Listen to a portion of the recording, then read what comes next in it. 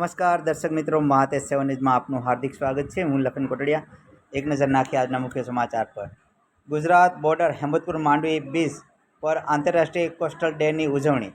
દર વર્ષે હજારો ટન કચરો સમુદ્રમાં જાય છે, જેમાંથી ઓછામાં ઓછા 60% પ્લાસ્ટિક સામગ્રીનો બનેલો હોય છે।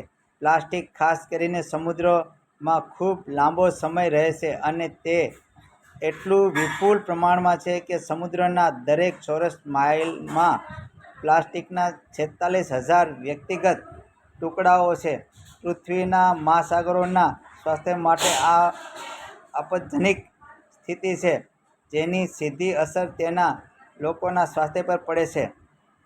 આંતરરાષ્ટ્રીય કોસ્ટલ ક્લીનઅપ ડેની ઉજવણી કરવાનો અને માનવો, છોડ અને પ્રાણીઓ માટે ગ્રહને વધુ સ્વસ્થ બનાવવા માટે મદદ કરવાનો સમન્વય।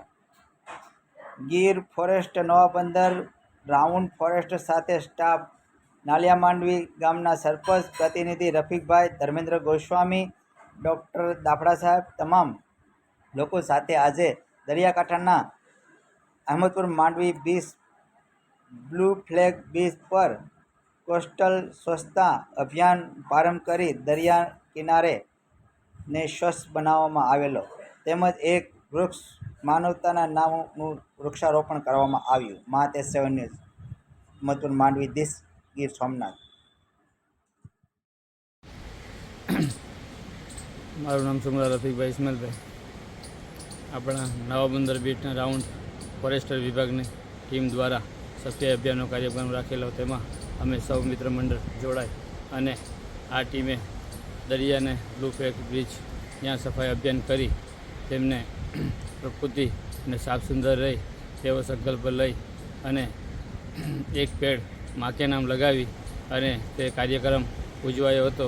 તેમાં મેં સર્વે ટીમે ભાગ લઈ, એમાં ધર્મેન્દ્રગીરી ગોસ્વામી, ડૉક્ટર સાહેબ દાફડા, પછી નવાબંદર રાઉન્ડ ફોરેસ્ટર વિભાગના અધિકારીઓ અને સાથે મળીને આ કાર્યક્રમને વેગ આપ્યો છે।